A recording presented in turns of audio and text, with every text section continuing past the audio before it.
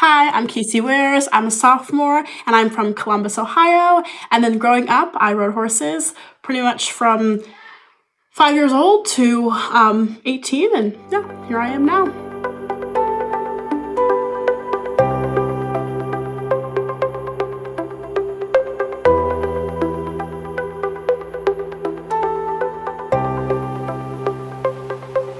So I got into competitive horseback riding because actually I was like 4 years old, and when we moved to Columbus, my mom took me to like a mom and daughter camp, and then I basically just started asking for riding lessons and started out pretty casually and then kind of fell in love with the sport and then went from there.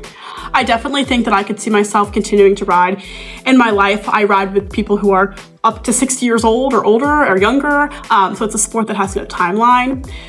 I would say my biggest advice to people looking to get into the sport is you have to push through kind of the fear phase. When I first started, obviously it can be very scary, but once you get past that point, it's something that no one else can really describe, but it's special.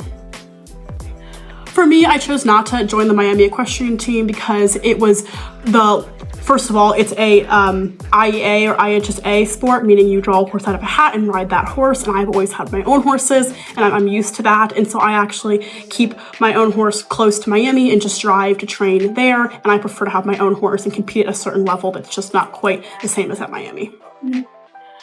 One of the biggest challenges I face with competitive horseback riding, honestly, is the sport is super expensive, and most of my competitors, not that they're necessarily buying their way into the sport, but unfortunately it's like if you're racing cars and if you have the Porsche, you're gonna do better than the Honda. And so it's similar with the horses as well. What keeps me motivated to continue to compete is truly my love for the horses. I wouldn't be able to do it without them, and so I love every aspect of the whole process.